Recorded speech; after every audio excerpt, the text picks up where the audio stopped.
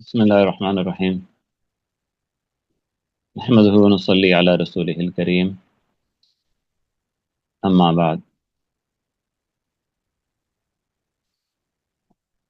آج کا ہمارا درس یا سلسلہ جو ابھی شروع ہو رہا ہے مدارس دینیہ کی تعطیلات کے سالانہ چھٹیوں کے دوران، اس میں ہم نے دو نشستیں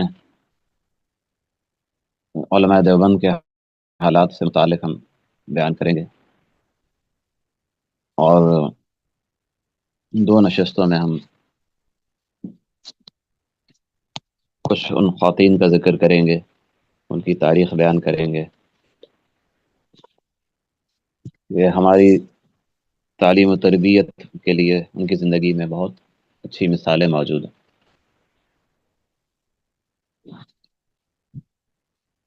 آج کی نشست میں شروع میں علماء دیوبند کے تاریخی پس منظر، فکری اساس سے متعلق کچھ باتیں کہوں گا، اور اس کے بعد دین کی حفاظت میں ان کی علمی و عملی جد و جہد، اصلاح معاشرہ، دعوتی خدمات اور عصر حاضر کے لیے رہنمائی، فکری وراثت، مختصر میں اس بارے میں کچھ باتیں عرض کروں گا. پھر انشاءاللہ کچھ حضرات کے حالات کو ہم خاص طور پہ ہم اس کا مذاکرہ کریں گے. تو سب سے پہلی چیز ہے علماء دیوبند کا تاریخی پس منظر. دیوبند ایک چھوٹے سے قصبے کا نام ہے. اس کا صحیح جو تلفظ ہے وہ تو ہے دی بند، یعنی واو جو ہے اس کے اندر وہ سائلنٹ ہے، پڑھا نہیں جاتا ہے، دی بند ہے، صحیح تلفظ یہی ہے. لیکن چونکہ واو لکھا ہوتا ہے تو جس طرح عمرو بن عاص کو لوگ امرو یا عمرو پڑھتے ہیں، واو کو پڑھنا شروع کر دیا اردو زبان میں، تو اسی طرح یہ چونکہ لکھنے میں واو آتا تھا تو اس لیے پھر اس کو لوگ بولنے بھی لگ گئے اور وہ زیادہ مشہور ہو گیا. یہ میں نے بہت جو پرانے حضرات ہیں علماء دیوبند، ہمارے اکابر سے بہت پرانا تعلق رکھنے والے، ان سے یہ بات میں نے اسی طرح سنی کہ اصل اس کا لفظ دیوبند تھا، اس قصبے کا نام دیوبند، پڑھا یوں جاتا تھا. اور کچھ لوگ کہتے ہیں کہ مطلب یہ اسی طرح واو مطلب یہ پڑھا جاتا ہے، دیو بند بھی کہتے ہیں، لیکن وہ دیو کا اشارہ جنات کی طرف ہے، یعنی یہاں پہ جنات کی کثرت تھی یہاں پہ، اور اس کثرت کی وجہ سے یہاں پہ لوگ گھبراتے تھے. یہاں پر خاص طور پہ ہندو بہت ڈرتے تھے، وہ تو ویسے بھی ڈرپوک ہوتے ہیں ان چیزوں سے، تو روح ہیں اور بھوت اور بہت ڈرتے ہیں ان چیزوں سے. پھر جب مسلمان یہاں پر آئے تو ان اولیاء کرام اللہ والوں نے اپنے ان کی روحانیت سے اور ان کی ایمانی قوت سے، اور جو انہوں نے کلام اللہ پڑھا یا ذکر کیا، تو اس کے اثرات سے وہ جنات وہاں سے یعنی بھاگ گئے، وہ جگہ پاک ہو گئی. تو اس کو لوگوں نے یوں تعبیر کیا، ہندوؤں نے، کہ بھی انہوں نے جنات کو انہوں نے بند کر دیا ہے، کہیں پر انہوں نے قید کر دیا ہے انہوں نے. تو وہ پھر اس کو جو نا اسی طرح کہنے لگے، دیوبند کہنے لگ گئے. تو بعض حضرات تطبیق دونوں اقوال میں یوں دے کہ اصل نام اسی طرح دیوبند تھا، پرانے زمانے سے چلا آ رہا تھا، اور جنات کے اثرات بھی یہاں پہ ہوا کرتے تھے. جب مسلمانوں کی آمد کے بعد وہ اثرات ختم ہو گئے اور وہ صورتحال نہیں رہی، تو پھر لوگ اس کو دیوبند کہنے لگ گئے اس کو. اچھا، ایک دلچسپ بات آپ کو بتاؤں کہ کچھ عرصے پہلے میں نے ایک ہندو کا دیوبند کا سفر نامہ میں نے دیکھا، اس نے یوٹیوب پر اس نے ڈاکومنٹری اس نے پوری بنائی تھی. ہندو کی خاتون تھی، بس ان کی آواز آ رہی تھی، بس وہ کیمرہ لے کے چل رہی تھیں، بتا رہی تھیں کہ آج ہم ادھر جا رہے ہیں. تو میں نے دوستوں دارالعلوم دیوبند کو، میں علاقے کو دیکھنا چاہ رہا تھا، تو میں نے سرچ کیا تو وہ ویڈیو مل گئی. تو انہوں نے بھی اس میں یہی بات کہی کہ اس علاقے میں لوگ جو ہے نا ابھی بھی، اس نے بتایا میں پہلی بار آ رہی ہوں، غالباً وہ دہلی کی تھیں یا بمبئی کی، کسی بہت دور علاقے کی تھی. تو انہوں نے کہا کہ ہم پہلی بار یہاں پر آ رہے ہیں، اور لیکن ہمارے کوئی رشتے دار یہاں پہ رہتے بھی ہیں۔ پھر انہوں نے یہ دیو والا، بھوتوں جنوں والی بات بھی بتائی کہ ابھی بھی بعض لوگ کہتے ہیں کہ باہر سے کوئی بندہ آتا ہے تو ڈرتا ہے کہ یہاں یہ چیزیں ہیں، حالانکہ حقیقت میں اب نہیں ہے یہاں پہ ایسا کوئی مسئلہ۔ تو خیر، یہ علاقہ ایک قصبہ ہے، ایک ابھی بھی اگر آپ دیکھیں تو زیادہ بڑا علاقہ نہیں ہے، گوگل پہ سرچ کر کے آپ دیکھ لیں۔ ایک ہوتا ہے ضلع، ہوتا ہے ضلعی مرکز ہوتا ہے، وہ بڑا شہر ہوتا ہے۔ ایک ہوتا ہے تحصیل مرکز، وہ اس سے ذرا چھوٹا شہر ہوتا ہے۔ یہ نہ ضلع تھا نہ تحصیل تھا، ٹھیک ہے؟ تو یہ بہت ہی چھوٹا قصبہ آپ کہہ لیں۔ اب ہوا یہ کہ آ، اس علاقے میں بڑے بڑے علماء یہاں سے یہاں پیدا ہوئے، بڑے اللہ والے یہاں پر پیدا ہوئے، کچھ مشہور کچھ مشہور نہیں بھی ہوئے، زیادہ تر اتنے مشہور نہیں تھے۔ اصل شہرت تو اس کو ملی ہے دارالعلوم دیوبند کی وجہ سے اور علماء دیوبند کی وجہ سے۔ اچھا، علماء دیوبند کا سلسلہ پیچھے سے کہاں یہ شروع ہوتا ہے، تو اس کا جو اس کے سر خیل جو ہیں وہ حضرت شاہ ولی اللہ محدث دہلوی رحمۃ اللہ علیہ ہیں۔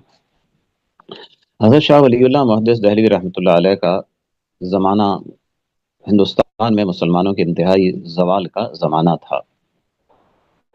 مغل سلطنت وہ بہت کمزور ہو چکی تھی، اور خود ان کا تعلق دہلی سے تھا۔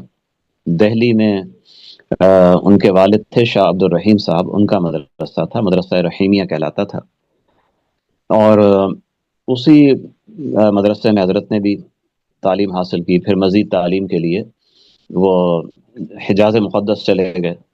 اس زمانے میں بہت کم ایسے علماء تھے جو حجاز جا کے جنہوں نے تعلیم حاصل کی ہو، تو علم حدیث حاصل وہاں کیا، اور بڑے بڑے علماء محدثین سے حاصل کیا۔ اس سے پہلے بر صغیر میں علم حدیث کا اس طرح ویسا ولولہ نہیں تھا جیسا حضرت شاہ ولی اللہ رحمۃ اللہ علیہ نے شروع کیا۔ یہ مطلب نہیں کہ علم حدیث تھا ہی نہیں، بلا شبہ علم حدیث بھی تھا، محدثین بھی تھے، آپ کو کتابیں بھی آپ کو ان حضرات کی لکھی ملیں گی، لیکن کمی بہرحال تھی۔ تو حضرت شاہ ولی اللہ رحمۃ اللہ علیہ نے جو مسلمانوں کے حالات اور ان کا زوال دیکھا، تو انہوں نے یہ ضروری سمجھا کہ اس وقت مسلمانوں کو قرآن اور حدیث کے ساتھ زیادہ وابستہ کرنے کی ضرورت ہے۔ تو اس لیے انہوں نے یہاں پہ اپنا ایک تو قرآن کا انہوں نے ترجمہ کیا، فارسی ترجمہ، جو کسی بھی زبان میں یہاں جنوبی ایشیا میں کسی بھی زبان میں قرآن مجید کا پہلا ترجمہ تھا۔ عرب میں تو ترجمے کی ضرورت نہیں ہے، عرب دنیا میں، کیونکہ وہ تو ہے عربی۔ ہاں، وہ تفسیر کی ضرورت ہوتی ہے، تو تفسیریں وہاں پہ بہت لکھی گئی ہیں، ترجمے کی ضرورت تو غیر عربی کو ہی ہوتی ہے۔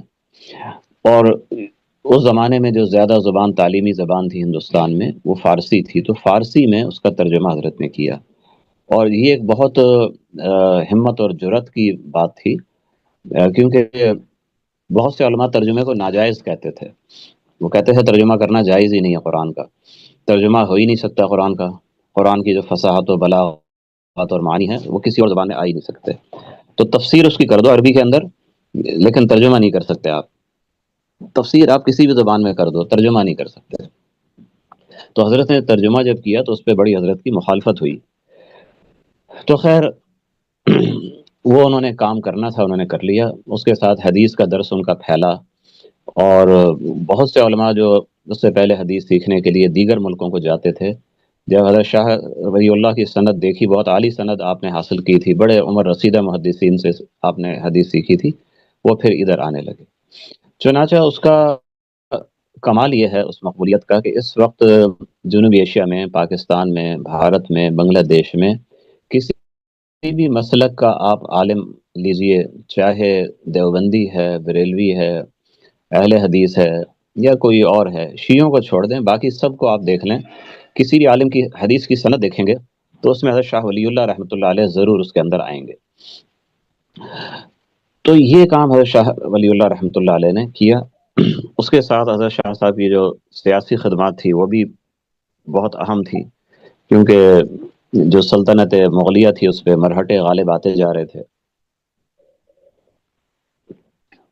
بلکہ تیاری کر رہے تھے کہ ہم بالکل ہی اسلامی سلطنت کو ختم کر دیں۔ تو حضرت شاہ ولی اللہ رحمۃ اللہ علیہ نے بادشاہوں کی تربیت کی بھی کوشش کی.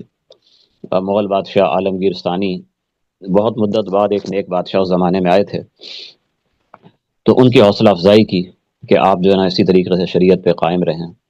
ان کے لیے دعائیں کی، اور پھر مغل بادشاہ کو قتل کر دیا گیا، چونکہ سازشیں بہت چل رہی تھیں. اپنے ہی درباریوں نے ان کو دھوکہ دے کے قتل کر دیا. تو مرہٹوں کے لیے تو راستہ بالکل کھل گیا. تو ایسے میں حضرت شاہ ولی اللہ رحمۃ اللہ علیہ کے دعوت پر احمد شاہ ابدالی افغانستان سے لشکر لے کے آئے، اور پانی پت میں جنگ ہوئی مرہٹوں سے، جس میں مسلمان غالب رہے اور مرہٹوں کو شکست فاش ہوئی. یہ دونوں باتیں عرض کرنے کا مقصد یہ تھا کہ حضرت شاہ ولی اللہ سے اگر آپ دیکھیں تو جو علماء دیوبند کی اصل ہیں، ان میں آپ کو دینی رجحان، دینی و تعلیمی رجحان جہاں نظر آئے گا، اور روحانی و تربیت اور معرفت میں آپ جہاں حضرات کو دیکھیں گے، تو وہاں اس کے ساتھ آپ ان کو جہاں ضرورت پڑتی ہے وہاں سیاسی رہنمائی بھی آپ ان کو دیتے ہوئے آپ دیکھیں گے. شاہ ولی اللہ رحمۃ اللہ علیہ کی وفات کے بعد ان کے بیٹے شاہ عبدالعزیز محدث دہلوی وہ آپ کو میدان میں نظر آتے ہیں. اچھا، شاہ ولی اللہ رحمۃ اللہ علیہ کی خدمات میں ایک دوسری بہت اہم چیز ہے جسے کہتے ہیں اسلامی اس کی کوئی مثال آپ کو نہیں ملے گی. ابھی تک وہ کتاب مختلف زبانوں میں تراجم اس کے ہوئے ہیں، اور بہت سے علماء انفرادی طور پر اس کتاب کو پڑھتے بھی ہیں، پڑھاتے بھی ہیں. تو حجت اللہ البالغہ وہ اسلام کی حقانیت کو ثابت کرنے کے لیے ایک بڑی بے مثال کتاب ہے. اس کے ساتھ جو تصوف اور معرفت کا سلسلہ تو وہ بھی حضرت سے چلا ہے. تو آگے حضرت شاہ عبدالعزیز محدث دہلوی ان کے فرزند ہیں، انہوں نے اس چیز کو سنبھالا. حضرت شاہ ولی اللہ رحمۃ اللہ علیہ کا جو زمانہ تھا وہ 17ویں 18ویں صدی عیسوی اسے کہا جا سکتا ہے. اور حضرت شاہ عبدالعزیز محدث دہلوی کا زمانہ وہ 18ویں صدی عیسوی کا آخر اور 19ویں صدی کا وہ ابتدا ہوگی.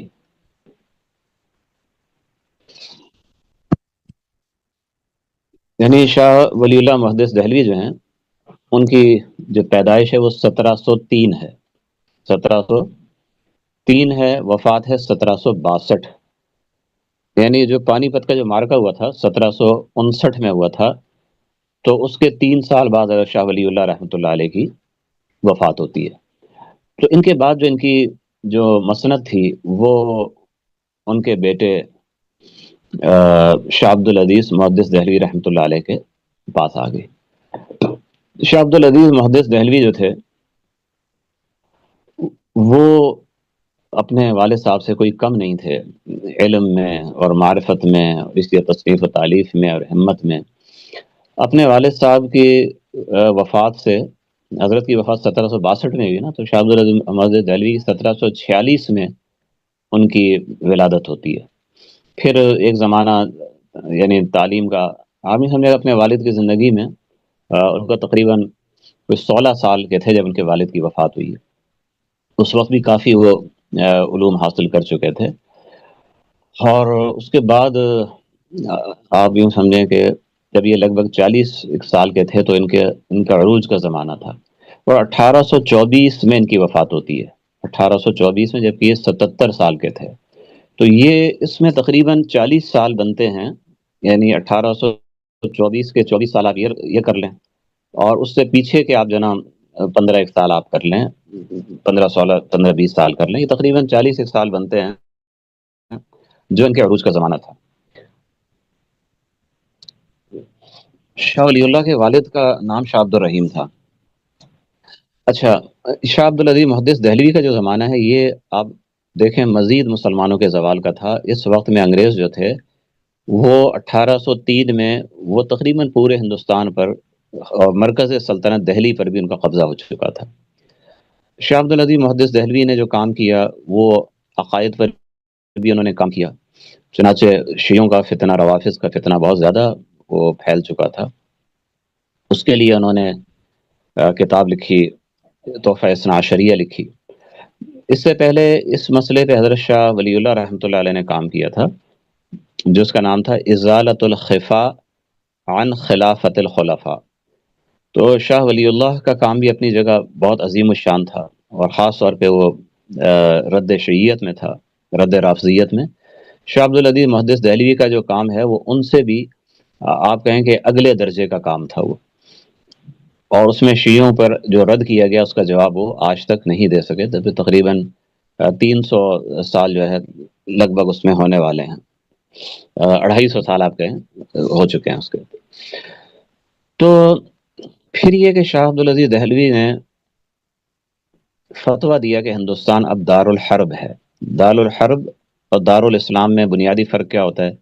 جس علاقے کی حکومت مسلمانوں کے پاس ہو وہ دار الاسلام ہے، جس علاقے کی حکومت کافروں کے پاس ہو وہ دار الحرب ہے۔ یہ بنیادی تعریف ہے۔ مسلمانوں کے پاس ہو، مسلمانوں میں وہ مسلمان صحابہ کرام بھی ہو سکتے ہیں، وہ مسلمان صلاح الدین ایوبی، محمود غزنوی جیسے بھی ہو سکتے ہیں، وہ مسلمان مغلیہ دور کے جو دور زوال کے کمزور حکمران تھے، یہ فاسق و فاجر حکمران تھے، وہ بھی ہو سکتے ہیں، آج کل کے جیسے حکمران ہیں یہ بھی ہو سکتے ہیں، لیکن بہرحال وہ علاقہ دار الاسلام کہلائے گا۔ ٹھیک ہے، دار الاسلام کا یہ مطلب نہیں ہوتا کہ لوگ 100% سارے کے سارے وہاں پہ دین پر چل رہے ہوں، یا خود وہ بھی بادشاہ یا حکمران بھی دین پہ چل رہے ہوں، یہ لازم نہیں ہے۔ مطلوب تو ہے، لازم نہیں ہے۔ جیسے ایک مسلمان کے لیے مطلوب تو ہے کہ وہ سنن کا اور فرائض کا، واجبات کا، تمام چیزوں پر پابند ہو، تبھی وہ ایک اچھا مسلمان کہلائے گا۔ لیکن اگر ایک آدمی نہیں کرتا ہے، داڑھی منڈا رہا ہے، عورت پردہ نہیں کر رہی ہے، نمازوں کی پابندی نہیں ہو رہی ہے، تو اسے کافر تو نہیں کہا جائے گا نا، مسلمان کا اطلاق تو اس پہ رہے گا۔ تو اسی طرح ایک یعنی یہ تو کوشش کی جائے گی کہ وہ اسلام پر آ جائے، لیکن اب ایسا نہیں کہ اسے قتل کر دو، اس کو مار دو کیونکہ یہ نماز نہیں پڑھتا، روزہ نہیں رکھتا۔ یہ حکم تو کافر کے لیے بھی نہیں ہے۔ اگر ایک مسلمانوں کے ملک میں کافر رہتے ہیں، یا کافر اپنے ہی ملکوں میں رہتے ہیں، تو اس لیے تو قتل نہیں کیا جائے گا کہ وہ کافر ہے۔ تو کہنے کا مقصد یہ ہے کہ اسلامی جو دار الاسلام اسے کہا جاتا ہے جہاں مسلمانوں کی حکومت ہو۔ یاد رکھیے گا یہ بھی ضروری ہے کہ رہتے مسلمانوں وہاں پہ، یہ بھی ضروری ہے، اگر رہنے والے سارے کافر بھی ہوں، حکومت مسلمانوں کی ہو، یعنی اکثریت آپ کہہ لیں وہاں پہ کفار کی ہے، حکومت مسلمانوں کی، تب بھی دار الاسلام ہوگا۔ چنانچہ جب نبی اکرم صلی اللہ علیہ وسلم نے جو اسلامی حکومت بنائی تھی جزیرۃ العرب میں، تو اس وقت بھی 100% تو مسلمان لوگ نہیں ہوتے، لوگ اسلام میں داخل ہوتے رہے۔ اور اس سے اگلی مثال آپ دیکھیں، خیر نبی علیہ وسلم کے زمانے میں بہت زیادہ لوگ مسلمان ہو چکے تھے عرب میں، تو لیکن آپ خلفۂ راشدین کی مثال آپ لے سکتے ہیں کہ کہاں افریقہ سے لے کے چائنا تک ان کی حکومت تھی، تو اس حکومت میں اکثریت غیر مسلموں کی تھی۔ ان لوگوں کو مسلمان ہوتے ہوتے تقریباً 1 صدی لگی ہے کہ وہ پورا علاقہ افریقہ سے لے کے یہ افغانستان اور یہ خراسان تک سب لوگ مسلمان ہوئے، یہ اکثریت مسلمان ہوئی، اس میں تو 1 صدی اس سے بھی زیادہ ٹائم لگا ہے۔ تو جب خلفۂ راشدین کا دور تھا تو ہم بڑے آرام سے کہہ سکتے ہیں کہ مسلمانوں کی اس میں جو تناسب تھا وہ شاید ہوگا 10% ہوگا، 15% ہوگا، 20%، بہت سے بہت 25% آپ کہہ لیں، یا 30% کہہ لیں۔ 2/3 اکثریت یا اس سے زیادہ وہ غیر مسلم تھے، لیکن وہ دارالاسلام تھا، اس سے بڑھ کے دارالاسلام کیا ہوگا؟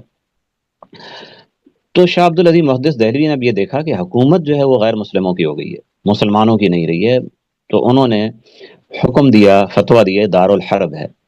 دارالاسلام میں کیا ہوتا ہے؟ آپ دارالاسلام کے اندر بھی عسکری کارروائی نہیں کر سکتے ہیں کیونکہ مسلمانوں کی حکومت ہے، چاہے نام نہاد مسلمان ہے، اندر بھی نہیں کر سکتے ہیں، باہر سے بھی اٹیک نہیں کر سکتے ہیں، باہر سے بھی آپ اس پر اٹیک نہیں کر سکتے، اندر سے بھی نہیں کر سکتے، بلکہ آپ کی کوشش یہ ہو کہ یہ ملک، یہ ریاست، یہ حکومت یہ بہتر ہو، یہ سنور جائے، سدھر جائے، مضبوط ہو جائے، پائیدار ہو جائے، یہ کوشش ہونی چاہیے۔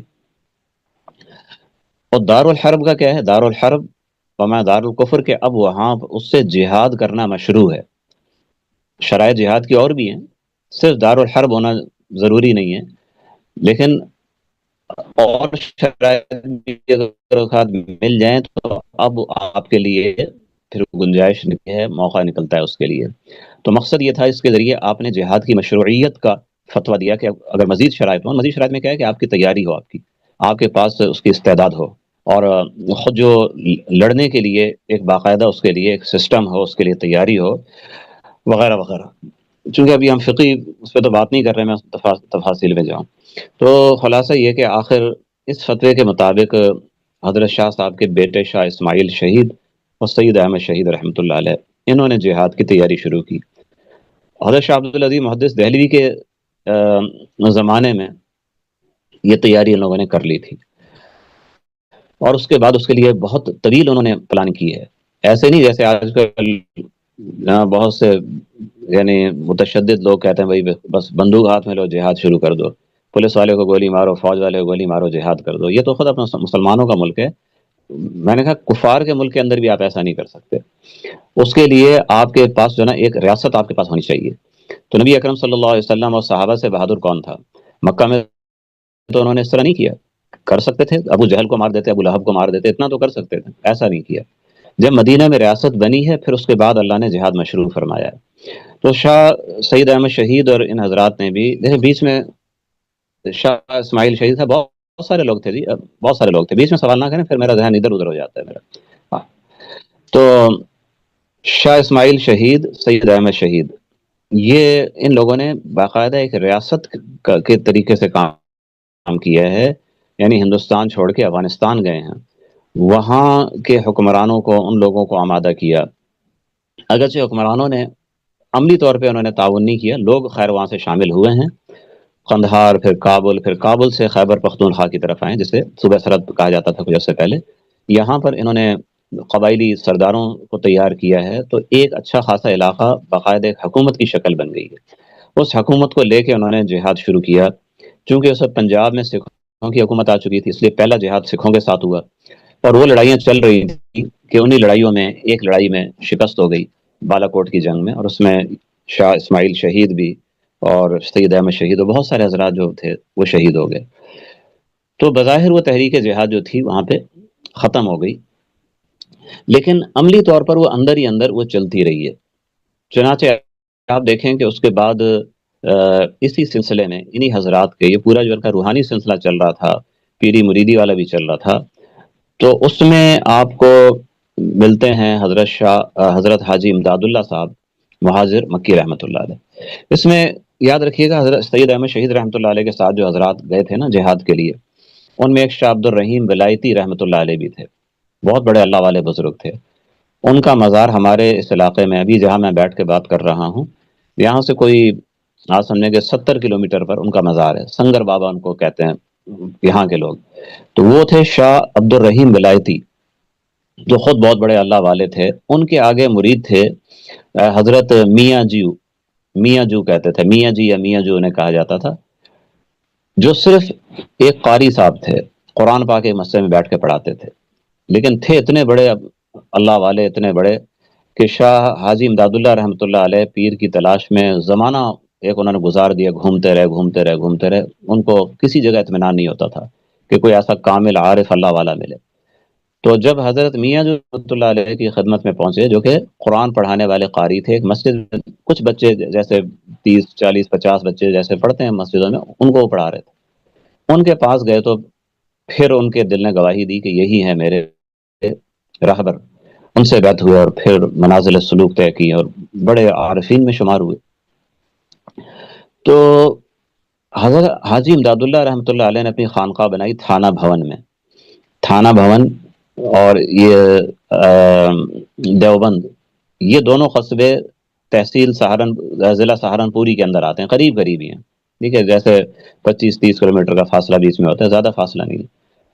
تو تھانہ بھون میں انہوں نے خانقاہ بنائی، یعنی آپ یوں کہہ سکتے ہیں کہ دارالعلوم دیوبند کی جو پیچھے بنیاد ہے نا، وہ اصل پرانا مرکز تھانہ بھون تھا۔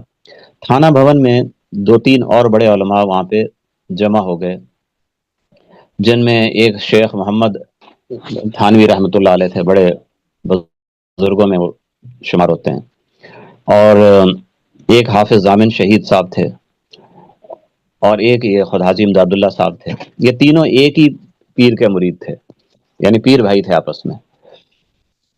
تو یہ ایک بڑا مرکز بن گیا، لوگ دور دور سے یہاں سے آتے، فیض حاصل کرتے۔ تو اسی زمانے میں پھر 1857 کی جنگ آزادی پیش آ گئی، یعنی انگریز کے خلاف ہندوستان کے لوگ اٹھ کھڑے ہوئے، تو اس موقع پر یہ حضرات بھی کھڑے ہوئے ہیں۔ اچھا، حاجی امداد اللہ صاحب رحمۃ اللہ علیہ کے پھر جو آگے مریدین تھے، ان مریدوں میں 2 نوجوان بہت پیش تھے، ایک مولانا قاسم نانوتوی، نانوتا قصبہ کے، اور ایک مولانا رشید احمد گنگوہ قصبے کے۔ گنگو بھی قصبہ ہے، چھوٹا قصبہ ہے، نانوتا بھی قصبہ ہے، دیوبند بھی قصبہ ہے، سب چھوٹے چھوٹے آپ سمجھیں کہ قصبے ہیں. قصبہ کہتے ہیں بڑے گاؤں کو، گاؤں ہے، بہرحال گاؤں کی شکل ہوتی ہے، تھوڑا سا ترقی یافتہ ہے. تو یہ ان سب حضرات نے مل کے پھر انگریز کے ساتھ جہاد میں بہت سرگرمی کے ساتھ حصہ لیا. اللہ کی طرف سے ابھی بھی حکم نہیں تھا، اس لیے وہ تحریک جہاد جو تھی وہ بھی کامیاب نہیں ہوئی. اور اس کے بعد پھر انگریز کا ریئیکشن بہت شدید تھا. چنانچہ علماء کرام کا قتل عام کیا گیا. جو علماء کرام ہاتھ نہیں آئے ان کے سروں کی قیمت مقرر کی گئی. چنانچہ حاجی امداد اللہ رحمۃ اللہ علیہ کی بھی سر کی قیمت لگائی گئی.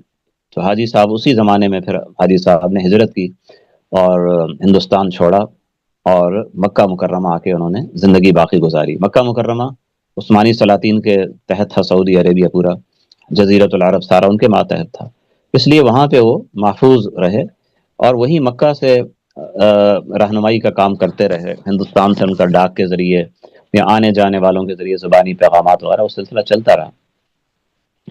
حضرت مولانا بشیر احمد گنگوہی گرفتار ہو گئے اور ان سے بڑی سخت تفتیش کی گئی، لیکن ان پہ کوئی چیز ثابت نہیں ہو سکی. اور پھر بھی خطرہ تو تھا کہ ان کو پھانسی لگا دی جائے گی. انگریز تو اس میں اتنی کوئی نہیں دیکھ رہا تھا کون شامل تھا کون نہیں تھا، بس جس کو سمجھ میں آیا اس کو چھوڑ دو، اس کو چھوڑ دیا، جس کو سمجھ میں آیا مار دو، مار دیا. مرزا غالب جو مشہور شاعر ہے وہ بھی پکڑے گئے تھے. تو انگریز نے اس سے پوچھا بھائی کہ تم بھی جنا، مجاہدین کو وہ لوگ دہشت گردی کہتے تھے، تو تم لوگ بھی ان دہشت گردوں میں شامل تھے؟ تو بلکہ یہ سوال تو بعد میں ہوتا ہے، پہلا سوال یہ ہوتا ہے کہ مسلمان ہو تو مسلمان ہو. تو مرزا غالب نے کہا کہ میں مسلمان آدھا ہوں. تو انگریز افسر نے کہا بھی آدھا مسلمان کیا ہوتا ہے؟ میں نے کہا میرے کاموں وہ دیکھ لیں کہ میں سور نہیں کھاتا ہوں، میں شراب پیتا ہوں. تو اس پہ انگریز افسر جو نا ہنس پڑا اور کہا بھائی تجھ جیسا آدمی جو ہے نا وہ دہشت گرد نہیں ہو سکتا، یعنی مجاہد نہیں ہو سکتا، چلو بھائی اس کو چھوڑ دو.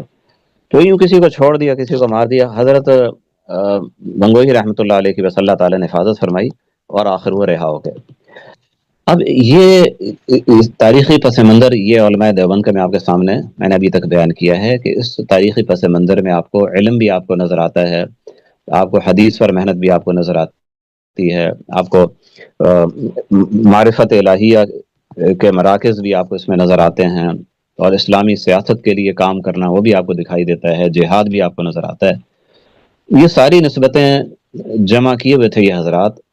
تو آخر اسی کے تحت انہوں نے دارالعلوم دیوبند انہوں نے قائم کیا. اور دارالعلوم دیوبند جو ہے شروع میں بالکل ایک تھوڑی سی زمین تھی اور کچی سی تعمیر تھی، بلکہ تعلیم کی جب ابتدا ہوئی تو اس ٹائم تو کمرہ بھی کوئی نہیں تھا. ایک انار کا درخت تھا، اس کے نیچے بیٹھ کے تعلیم کا آغاز کیا گیا. تو حضرت مولانا گنگوہی رحمۃ اللہ علیہ اور حضرت مولانا قاسم نانوتوی رحمۃ اللہ علیہ اور ایک شیخ عابد صاحب تھے، یہ اس طرح کے کچھ علاقے کے کچھ علماء، کچھ بزرگ، اور اس طرح کچھ جو طلبہ تھے. سب سے شروع کے طلبہ میں مولانا محمود حسن جو بعد میں شیخ الہند کے نام سے مشہور ہوئے، تو وہ ان میں شامل تھے. تو اس طریقے سے یہ جو آپ دیکھ رہے ہیں کہ علماء دیوبند کا یہ سفر شروع ہوا، دارالعلوم دیوبند قائم ہوا، پھر اس سے آگے اور کئی مدرسے قائم ہوئے. دارالعلوم دیوبند کے قیام کے 6 مہینے بعد ایک اور بڑا مدرسہ قائم ہوا وہیں قریب میں. جب دیوبند مدرسہ بنا نا تو ابھی 6 مہینے ہوئے تھے، کوئی خاص تعمیرات بھی نہیں ہوئی تھی، اور جیسے 1-2 کلاسیں شروع میں ہوتی ہیں وہی چل رہی تھیں ابھی. تو سہارنپور وہ شہر تھا تھوڑا فاصلے پہ، ضلعی مرکز وہی تھا. تو سہارنپور کے علماء وغیرہ انہوں نے بیٹھ کے آپس میں سوچا کہ دیوبند تو چھوٹا قصبہ ہے، شہر سے دور ہے، پہنچنا مشکل ہے، تو کیوں نہ سہارنپور کے اندر ہم ایک بڑا مدرسہ قائم کریں. تو پھر وہاں پہ مظاہر علوم سہارنپور مدرسہ قائم ہوا. صرف 6 مہینے کا وقفہ تھا، یا 1 سال سے کم ہی ٹائم گزرا تھا بیچ میں. تو وہ دوسرا مدرسہ بھی قائم ہو گیا. دونوں مدرسے اپنی رفتار سے وہ آگے بڑھتے رہے، اور دونوں کا فکری منہج وہ ایک ہی تھا. اب اس جو فکری اساس ہے نا دارالعلوم دیوبند کی، وہ بنیادی طور پر وہ کیا ہے؟ اہل سنت ہیں اور حنفی ہیں، کٹر اہل سنت ہیں، پختہ حنفی ہیں. اور اس کے ساتھ ساتھ علوم کے ساتھ ساتھ ان میں اللہ کی معرفت جسے تصوف کہا جاتا ہے وہ بھی آپ کو ساتھ میں نظر آتا ہے. کچھ لوگ ایسے بھی گزرے ہیں، ان کے زمانے میں بھی تھے، اب بھی ہیں، کہ جو علوم کے لحاظ سے بڑے مضبوط ہوتے ہیں یا کسی خاص علم میں انہیں اختصاص حاصل ہوتا ہے، لیکن وہ پیری مریدی کو، تصوف کو نہیں مانتے۔ اب پیری مریدی کے اندر ایک تو وہ جعلی تصوف ہے جس میں صرف خرافات ہیں، رسومات ہیں، بلکہ اس سے بڑھ کے شرک ہے، اس کو تو علماء دیوبند سب سے زیادہ مخالف ہیں اس چیز کے۔ لیکن ایک حقیقی تصوف بھی ہے، جسے تزکیہ کہیں یا سلوک و احسان کہیں یا اپنی اصلاح نفس کہیں، تو یہ چیز تو شرعاً بھی لازم ہے اور پیچھے سے چلی آئی ہے، اور علماء دیوبند اس کے نہ صرف قائل ہیں بلکہ اس کے داعی ہیں۔ پھر آپ دینی پختگی میں آپ جو صلابت ہے علماء دیوبند کی، اس کو آپ دیکھیں تو آپ کو معلوم ہوگا کہ علماء دیوبند نے اہل سنت والجماعت کے اندر بھی تفردات کو اختیار نہیں کیا۔ بہت سے علماء اہل سنت میں لوگ ہیں جو یعنی کہیں کہیں کو الگ بات کہہ جاتے ہیں، تو انہوں نے جمہور کے اقوال کو لیا ہے، جمہور کے فتاوا کو، اور ان کے مسلک و مشرب پر ہیں۔ مثال کے طور پر جیسے ابن تیمیہ ہیں، اب ابن تیمیہ بھی اہل سنت کے بڑے علماء میں سے ہیں، اور وہ غیر مقلد بھی نہیں تھے، وہ حنبلی تھے۔ اہل حدیث جیسے کہتے ہیں بھئی وہ اہل حدیث نہیں تھے، بڑے پختہ حنبلی تھے وہ۔ لیکن ابن تیمیہ رحمۃ اللہ علیہ نے بعض جگہ تفردات کیے ہیں، جیسے 3 طلاق کے مسئلے پر، ٹھیک ہے، اسی طریقے سے کچھ اور مسائل بھی ہیں۔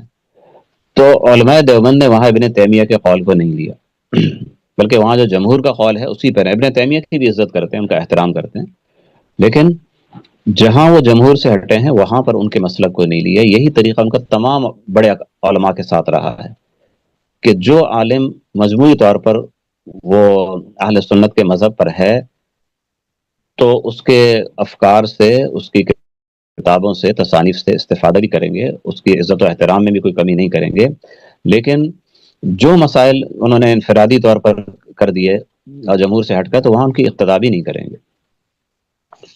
اس کے ساتھ آپ دیکھیں کہ علماء دیوبند جہاں نظریاتی طور پر یا آپ کہیں کہ اعتقادی طور پر اہل سنت کے مسلک سے اتنی مضبوطی سے وہ کاربند ہیں، اس کے ساتھ ان کا دوسرا ایک بڑا امتیاز آپ کو نظر آتا ہے، وہ ہے بدعات اور دین میں جو اضافے کیے گئے ہیں ان سے احتراز، بلکہ ان کے خلاف سربکف ہو کے کام کرنا۔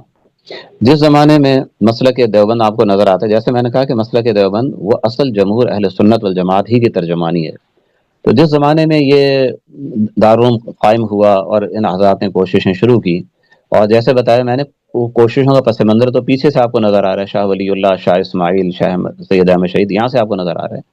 تو اس زمانے میں ہندوستان میں بالخصوص بدعات بہت زیادہ ہو چکی تھی، اور طرح طرح کی رسومات اور طرح طرح کی نئی نئی چیزیں، اور اس کے ساتھ پھر بہت ساری شرکی رسمیں، جیسے مزاروں کے اوپر چیزیں ابھی بھی ہوتی ہیں، طرح طرح کی خرافات ہوتی ہیں، اور اس طرح طرح کے فلاں دن منانا ہے، فلاں دن حدیث شبرات کا حلوہ ہے، اور رجب کے کنڈے ہیں، اور فلاں کا فلاں ہے، سفر میں یہ کرنا ہے، جو چیزیں شریعت سے ثابت ہی نہیں ہے وہ اپنے طور پر۔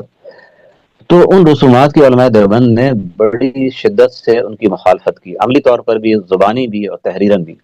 چنانچہ اگر ہمارے اکابر کی ان تصانیف کو دیکھا جائے جو بدعات کے رد میں ہے، بدعقیدگی کے رد میں ہے، اب وہ بدعقیدگی چاہے وہ رافضیت کی شکل میں ہے یا چاہے وہ شرکیہ عقائد کی شکل میں ہے، ان سب کی سب سے زیادہ علماء دیوبند نے مخالفت کی، اس کی تردید کی، اس پہ کتابیں لکھی، اس کے لیے مارے کھائی ہیں، اس کے لیے بڑی بڑی انہوں نے آدمی سمجھے مصیبتیں انہوں نے مول لی ہیں، لیکن انہوں نے اپنا قدم کبھی بھی راہ حق سے ہٹایا نہیں۔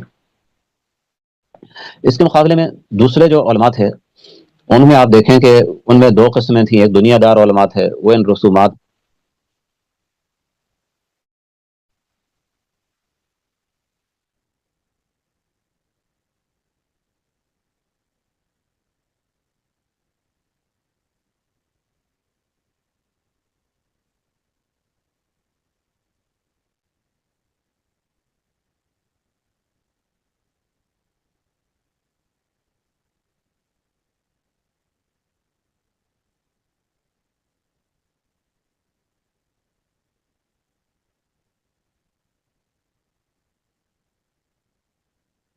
کی کوئی جناب بات ہی نہیں سننی ہے۔ اب ایک واقعہ ہے، پتہ نہیں وہ لطیفہ ہے یا اصل واقعہ ہے، ہمارے ایک استاد وہ سناتے تھے کہ بھئی ایک علاقے کوئی بدعتی مولوی صاحب تھے، تو انہوں نے ہندو بنیا ہوتا ہے نا، وہ سود اپنا قرض کے اوپر سامان دیتا رہتا ہے، کریانے کی دکان آپ کہہ لیں یا دکان شکان اس کی ہوتی ہے، قرضہ ورضہ بھی چلتا رہا، ادھار چلتا رہتا ہے، تو مولوی صاحب پہ ادھار کافی چڑھ گیا. تو وہ جب بنیا وہاں سے مطالبہ کرنے لگا وہ ہندو کے، کبھی دو آپ اتنے دن ہو گئے آپ نے پیسے نہیں ادا کیے، تو اس نے کہا بھائی تو چھوڑ دے اس کو، بھول جا اس کو، تو نہیں تو میں جو ہے نا ایسا کام کروں گا تیری دکان کا آئندہ کوئی نہیں آئے گا. تو اس نے کہا نہیں بس تم دو مجھے. تو مولوی صاحب نے مسئلے میں علاقے میں اعلان کروا دیا کہ یہ جو فلاں جو بنیا تھا نا، وہ ہندو جو تھا نا وہ وہابی ہو گیا. اب لوگوں نے اس کی دکان میں سامان لینا چھوڑ دیا اس کا، وہ بیچارہ سارا دن بیٹھ کے مکھیاں مارے، اور کو پتہ لگ گیا کہ مولوی صاحب کا کارنامہ ہے. تو پھر مولوی صاحب سے معافی مانگی جی میں نے سارا قرضہ معاف کر دیا، یہ وہابی غلط ہٹوائیے مجھ سے. تو پھر مولوی صاحب نے دوبارہ اعلان کروایا کہ جی بنیا جو ہے دوبارہ ہندو ہو گیا. تو پھر لوگ اس سے سامان لینے لگے. تو یہ تو پتہ نہیں واقعہ ہے یا کوئی لطیفہ ہے، لیکن جو حقیقت میں بھی اگر آپ دیکھیں تو اب جیسے مولانا احمد علی لاہوری رحمۃ اللہ علیہ لاہور آئے، لاہور میں ساری یعنی رسومات اور بدعات اور خرافات، کوئی بندہ صحیح کھل کے کلمہ توحید کہنا مشکل تھا. اس زمانے میں انہوں نے یہاں پہ ان کی تشکیل اکابر نے یہاں پہ فرمائی. تو ان کے جب یہ درس دیتے تھے تو لوگ پتھر مارتے تھے، اور ان کو بھگا، ان کو کتنی دفعہ جو انگریز کی جو حکومت تھی شکایتیں لگا کے ان کو یہاں سے نکلوایا لاہور سے، یعنی جیسے کہیں ضلع بدر کروا دیا، صوبہ بدر کروا دیا. یہ ایسی ایسی تکالیف ان حضرات نے اٹھائی ہیں، اور پھر اللہ تعالیٰ نے ان کے کاموں میں برکت دی ہے. جو سمجھدار لوگ تھے، عقل والے تھے، سعادت والے لوگ تھے، وہ متوجہ ہوئے ہیں، اور پھر نسلوں کی نسلیں وہ اس مسلک میں اور اس تحریک میں اور اس سیدھے راستے پر وہ چل پڑی. تو یہ میں نے ان حضرات کی جو دین کی حفاظت میں ان حضرات کی جو کوششیں تھیں اس کے حوالے سے میں نے کچھ باتیں میں نے عرض کی. اس کے ساتھ آپ یہ دیکھیں کہ